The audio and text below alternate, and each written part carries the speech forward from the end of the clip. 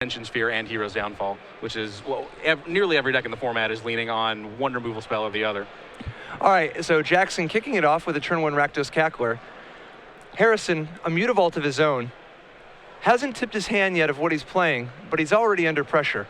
He doesn't have access to any kind of sweepers, but he does have a lot of cheap removal. Harrison Hite on 2 Mutavaults to open up. That probably signals a land light hand. Yeah, this is interesting. Even if he had, if he's got more mana, it's unusual to start off with both Mutavaults. He may be thinking that he's going to block with 1 right away, in which case he can give Jackson the impression that he's missing black, but he chooses not to, so that's... Yeah, it's just too devastating if he gets hit by a Bile Blight there. Sure. Okay, so Jackson, interestingly, Ultimate Price unable to hit Mutavault because it is not exactly one color. Correct, yeah. Mutavault, not a multicolored creature, also not a monocolored creature. So Harrison Hite definitely does have black mana. He just drew a Godless Shrine. Did he just draw it, or did he have it? I got to imagine that he just drew it because... yeah, we don't see any other lands in his hand there. Yeah, this is interesting. An interesting keep. Looks like he kept 7 also. Just running the 2 Mutavaults. If you keep a hand like that, you have to like your spells, assuming you hit a land to cast them. Yeah, I mean, he had Read the Bones, or Read the Bones giving him something to do if he draws even a single black mana. The problem is Reading the Bones is much riskier against a mono black aggro deck. That is true. He may have not known that he was sitting down against an aggro deck. Yeah, I mean, he's got to be sculpting the game in such a way to try to set up Bile Blight, right? And that's how he's going to get out of this Pack Rat situation. I would think so, although he didn't have it this turn, and the Pack Rats are about to be out of... No, sorry, they're not out of Bile Blight range. Although they will be with the Mutavault if Jackson had taken that line, but it appears he did not. Interesting. So he chooses to concede rather than reveal his hand. Okay. You know, his Blood Baron would have got hit, but perhaps he just doesn't want Jackson to know what he has available to him. He did show Godless Shrine. Yeah. He did show Godless Shrine, but he concedes there. That's a weird decision to me. If you have just the 2 Mutavaults in play, you could be playing literally anything. Mutavault, Godless Shrine narrows your range considerably. Now, on the flip side, of course, it could be that he's just too far behind where he realizes, I can never get out of this Pack Rat. I don't yet have the Bile Blight or the second black. That's true. I can't draw out of this. That is probably true. And he was holding some interesting cards that would have given away the complete package of what he was playing. If his opponent sees Read the Bones, for example. All right, so what does Harrison have in his sideboard of his black-white deck? So Harrison is going to be bringing in, let's see, he does not have any Dark Betrayals, which that card would be huge here. But he doesn't have access to it. The only removal spell he has in his sideboard is Doomblade. That card's not going to do any work here. He has 2 Obsidiat as a way to gain life. And yeah, there's really not a ton available to him. Pretty much it, yeah. Yeah, I mean, I guess in theory you might want to revoke existence just to hit the Herald of Torment. Maybe. That doesn't seem great. Well, it also hits Erebos and Whip if he boards those in. Okay. So at least that's something. But he really doesn't. Now, the good news is he doesn't have a ton of bad cards main deck. But I sure would like to get these Lifebane zombies out of there. For sure. I am not even sure I want Thoughtseize in this matchup. Yeah, I mean, I think you might not have the luck.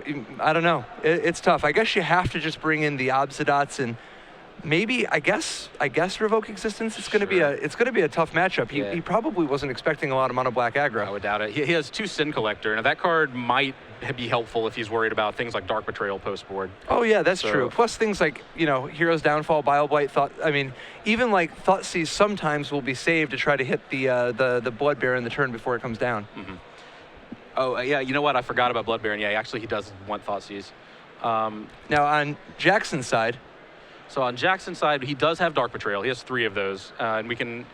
Well, I said we could expect those to come in. He doesn't have that much information. He might not actually know how many targets Harrison is going to give him. We know that Harrison has 4 Pack Rat, 4 Desecration Demon, possibly some Lifebane Zombies. He'll probably board those out. That's not a great number of targets, but they're pretty high impact. We know he wants them. He doesn't necessarily know that. He has access to 3 Dark Betrayal, 3 Duress, 2 Erebos. The 2 Devour Flesh look pretty good. Yeah, he definitely wants the Devour Flesh. I think if you see Mutavault, Godless Shrine, you have to know you're dealing with Blood Baron of Vizkopa. That would be why that card's there, and he's going to be eager to bring those in. He does not want Doomblade. He probably doesn't want Desecration Demon. I would guess that he brings in Dark Betrayals and Devour Fleshes. Yeah, I wonder. Desecration Demon's kind of an interesting one because it does dodge Bile Blight, but it walks face first into Hero's Downfall and Elspeth, and he doesn't know that Harrison doesn't have Dark Betrayals. That is true. I think it is probably a safe assumption, in fact, that Harrison would have Dark Betrayals. So we're in round 8, and we are seeing an undefeated mono black aggro deck. That is exciting. Is the landscape of Standard changing that much? I mean, this is like, we've seen several upstart decks this week. Oh, certainly. I mean, we took a week off from Standard. We were covering the Grand Prix, which was Modern, last week. All it takes is 1 week where you're not paying attention, and Standard will shift. Standard's always shifting. Very, very exciting. Yeah, and I think Mono Black Aggro is a deck that has been on the rise for a while, quietly. Oh, okay. Yeah, no, a few people like Owen Turnwald have been talking about it since the beginning of the set, the beginning of the set being in the format. Mm-hmm. But a lot of people talking about it, it's been their B deck, and they end up playing either blue-white or mono-black control. For sure. Yeah, the big, the herald, so to speak, of Mono Black Aggro, Herald of Torment, being the new card from Born of the Gods that has put a lot of people on this archetype for the first time. So a turn 1 Temple of a turn 1 Temple scries and keeps, which is kind of a very strong sign, particularly since Harrison's hand is a relatively good mix. He's got Thoughtseize, Hero's Downfall, Read the Bones, and Blood Baron, as well as a good mix of mana. Oh yeah, I like that hand. We have our removal spell to stay alive, we have Read the Bones to dig, and we have the whammy, we have Blood Baron of Vizkopa. Yeah, and even Thoughtseize to set it up and make sure that you take the 1 Devour Flesh or whatever it is that can potentially interact with your Blood Baron. Interesting. So Jackson does take the Thoughtseize. Jackson maybe, does he have a Pack Rat? He may be leaning on, no, he has Devour Flesh. He has both, I think he has both Pack Rat and Devour Flesh, and he Okay. doesn't want to give Harrison the option to take one of the 2 superstars. Speaking of Pack Rat. Yeah, you knew he kept something good on Yeah. top. Okay, well, Pack Rat is going to protect that Blood Baron from Jackson's Devour Flesh. Although, does Jackson have any more removal? He has Yeah, Dark the Dark yeah. Betrayal ensures that that party is over before it started. Now, it looks like a Bile Blight giving Harrison more defense. This is just a great situation for him. He's going to play the Godless Shrine tap so as to save a little bit of life, threaten to Bile Blight whatever Jackson does, and then next turn Read the Bones to keep his mana increasing so that he can build up to that Blood Baron range. Yeah, he's definitely making good use of his mana here. Although Jackson can play a 2-drop creature and that Rakdos Cackler to make sure that he gets to keep a creature on the board even through the Bile Blight. Although I don't think that's enough to save him here. Yeah, I think we're going to see, is this a Pack Rat and a... Oh, he He's just gonna attacks attack, with the yeah. Mutavault. Interesting. That's definitely kind of an aggressive play considering the lack of a third, oh wait, no, there is one more land. It looks like he might actually try to ride the Pack Rat plan. That makes sense. He may have been trying to bait out removal to keep the Pack Rat alive, although he knew about a Hero's Downfall. He did not know about that Bile Blight, so that is bad news for Jackson Knorr. Harrison deciding whether or not to keep these 2 cards from Read the Bones. It does look like he has a 4th land already. These are both good cards. The question is he willing to keep a 2 that doesn't have a 5th land for his Blood Baron? And I don't think I would be willing to do that, knowing how important Blood Baron is in the matchup. Yeah, it's interesting. Hero's Downfall, generally a great card in this matchup for its ability to trade with anything. Pack Rat, often a great plan. Here he decides to go without it because Mono Black just has too many ways to deal with it between Dark Betrayal and Bile Blight. And Hero's Downfall, for that matter. Has Harrison seen Jackson Knorr's hand this game? He had his Thoughtseize, right? So he doesn't actually know about the Devour Flesh? Correct. Okay. And there's the Pack Rat. And this is why Jackson baited out the attack earlier. I mean, there's still a Hero's Downfall, but with Blood Baron on the horizon, Jackson's going to have to put together... okay. If he just walks face first into it, I was going to say, then the Devour Flesh will take value. But yeah, Jackson, I think, would have been very happy for Harrison to have slammed that Blood Baron, but Harrison does not walk into it. it looks like Harrison's primary plan at this point is setting up some kind of an Elspeth Sun's champion so as to ensure that Devour Flesh can't do anything. That Elspeth came off last turn and was very, very key. The extra Blood Baron, also pretty big there. Now, it's tricky because Harrison drew the Blood Baron and played it, but he already had a Blood Baron in his hand that Jackson knew about. I didn't catch that. By playing the one that he drew immediately without mixing it into his hand, Jackson might realize that Harrison has to have another Blood Baron. Well, he probably realizes it. I don't know if that does him any good, though. Did he have another Devour Flesh? Looks like he has. We can see Hero's Downfall, and I believe he has one other card in hand here. It's interesting. We might see a Hero's Downfall plus Thoughtseize to make sure that the Blood Baron's good. Hero's Downfall to hit the Painseer. But we also might just see a Blood Baron, depending on how greedy Harrison Hite is feeling. Partly it's a question of greed, partly it's a question of how much time do I have. So he does take the last card, which is Hero's Downfall. Hero's Downfall hits the Painseer. Now Jackson has Harrison down to 8 after this attack. Down to 8. Do we have another creature? Looks like and he does commit a pack rat to the board. A pretty great top deck in this spot. We're going to see a Blood Baron come down. Jackson could really use his second Devour Flesh, but there's no question when it comes to this point, it starts slipping away. Mm-hmm. That was a draw and a slump and a go. That Blood Baron looks like it's going to take over this game. Yeah, and with Elspeth able to defend himself and Blood Baron giving him a life cushion, things are very quickly slipping out of reach for Jackson Knorr. For sure, Elspeth's going to make 3 tokens.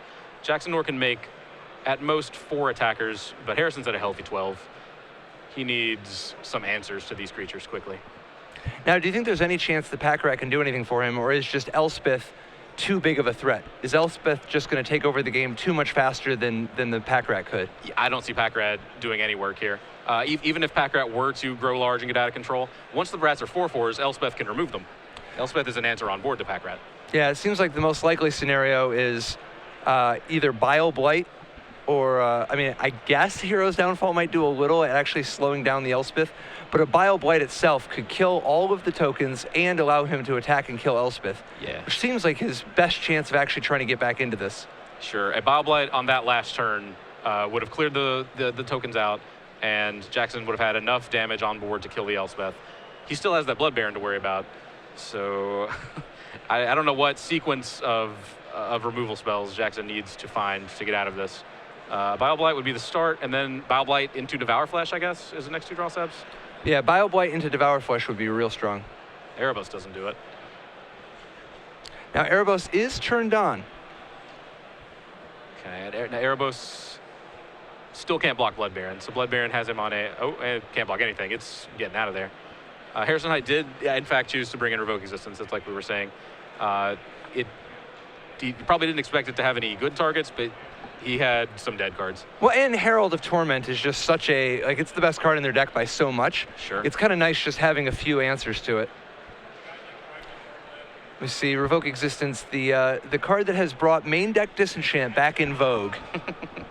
You know it's a healthy format when main deck Disenchant is in vogue. I don't know. Most of the formats where main deck Disenchant's been going on have been Stasis, Winter Orb. Well, I don't know about that. You're talking the new era. I really don't know about that. That was well before my time. All right, so it looks like the Rats did not do it. No. We're going to go to game 3. Harrison tying it up 1-1. Okay, is Jackson Knorr going to do anything different, do you think, this next game? It's hard to say. Jackson Knorr has more information now, although, again, he saw 2 Mutavolts and a black-white dual land, so he could guess with pretty good certainty what Harrison was playing. He brought in Devour Flesh that we saw, Erebos that we saw. We did see Dark Betrayal as well. So we know that's at least 7 cards that he brought in. That's a pretty big change up. See, I actually think this is one of those spots where you Thoughtseize him, you see he has the literal perfect hand, and you have to take Read the Bones, because he's got everything. You can't, like, it's not like he's going to be short on anything, so you need to take the card that's going to be 2 answers, that's going to be 2 problems. Maybe. Jackson is playing an aggro deck. I don't know that I mind my opponent shocking himself when I'm playing aggro. He saw the Blood Baron, he saw Thoughtseize to protect his Blood Baron, but he had Devour Flesh. I think it was safe to take the answer, assume that Harrison was going to try to stabilize with Devour Flesh, and then hope to blow him out with that. Sorry, assume that Harrison was going to try to stabilize with Blood Baron, and then hope to blow him out with that Devour Flesh.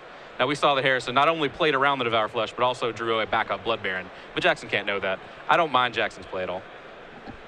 So, going into game 3, Jackson will be on the play. Really, he's looking to get a nice little curve. Like, ideally, he'd like to open on a Rakdos Cackler or a Tormented Hero instead of just a Thoughtseize. Sure. The Thoughtseize, a 1-drop is a 1-drop in this case. He just wants to use his mana, really. Thoughtseize is going to clear out those really dangerous cards again, like Blood Baron, like even something as simple as Bile Blight. But yeah, he really wants to get a clock going. What's really important for Jackson is getting a creature underneath Harrison's removal. He wants to have a creature in play, Harrison plays land, says go. Then he wants to get another creature in play. And then past that point, Harrison... And just stay a turn ahead? Yeah, Harrison's going to be using Absolutely. removal every turn. But as long as Jackson has that one creature attacking, he's going to be putting enough pressure on that I think he'll be okay. Yeah, definitely. So it's definitely important to get a tempo advantage and try to get 2 creatures down before Harrison can react properly. Well, on Harrison's side, what's he looking for? I mean, obviously he wants enough land, but maybe he just wants the exact same hand he had last game. Oh, sure, that was just the perfect mix of everything. Yeah, if Harrison could conjure up that 7 again, I'm sure he would take that option. Yeah, Harrison just wants to make his land drops. He wants cards like Blood Baron and Elspeth to come along eventually. But until then, he needs, again, ways to stabilize, ways to keep Jackson off of his primary game plan. He wants removal. He wants discard for Jackson's answer. He wants to be able to thought seize those Devour Fleshes, things like that. Now, if he actually did bring in the Sin Collectors, which it's not sure if he did, but if he is actually playing Sin Collector, it's a funny little dance that Lifebane Zombie and Sin Collector do. Now that Jackson's on the play, his Lifebane Zombies, which will be in anyway just because they hit hard and can hit a Blood Baron, they might potentially hit a Sin Collector, which makes me want to not play Sin Collector if I'm on the draw, whereas I might want it on the play because of the amount of removal. That's fair. I'm pretty sure I don't want Sin Collector in regardless, but Harrison may not have any other choice. Jackson Knorr does have that turn 1 creature we were talking about, and creatures to spare. So this is interesting. Jackson has a good turn 2 either way. It's either going to be the Cackler and a Thoughtseize, or the Painseer. No matter what the Thoughtseize hits, he's not going to disrupt Jackson from having a good opening. Sure. Harrison probably wants to get that Painseer. Jackson looks to be a little business light other than those Rakdos Cacklers. Conveniently for Harrison, if Jackson's first 2 creatures are both Rakdos Cackler, then Harrison has a very live answer in Bile Blight. Absolutely. He might have it in his hand. Now, it's also possible that he ends up just taking the Thoughtseize if he's just so all in on a Blood Baron. Sure. Oh, he looks to be, he's sweating it. He's squinting, yeah, in the tank. What's going to be? See, it's tough. You want to get greedy. Yeah. You want to get greedy and protect that Blood Baron, but Interesting. Okay, so he wants... All right, he knows that Jackson's going to play a creature either way, but he wants him to spend all of his mana doing it and not get a chance to play Thoughtseize this turn. Interesting. So he gets the Thoughtseize comes down anyway. Sure. Jackson can see that Harrison doesn't want him to play Thoughtseize, thinks, I would like to cast Thoughtseize now. And it turns out that it was actually a semi-bluff. Really, he just had ultimate price, and he couldn't ultimate price the Cackler, so he was going to ultimate price the Painseer. Sure, that makes perfect sense. Harrison also has this Pack Rat. Pack Rat's not really the card he's trying to protect, Blood Baron is, but Pack Rat can still take away a game on its own. So Harrison might be thinking if Jackson taps out for Painseer this turn, he gets a window to get Pack Rat in play. But Jackson double Thoughtseizes, meaning that Harrison is left with nothing. He's got land, he's got plenty of mana, and he's got an ultimate price for that Painseer that eventually comes. And now it looks like he top decked a Hero's Downfall, so he can actually answer all of the immediate threats, but he doesn't have anything going on. It draws removal, but it's clunky removal. I'm very curious if Jackson would have played Painseer that turn if he hadn't drawn the other Thoughtseize. Yep, but as it is, it worked out great. And here we do see ultimate price on the Painseer. Jackson's offense needs a little bit more. Well, he's got the advantage, but he needs to keep it going. No, it was not a spell. It was a kind of spell. He had a creature. That's the big thing.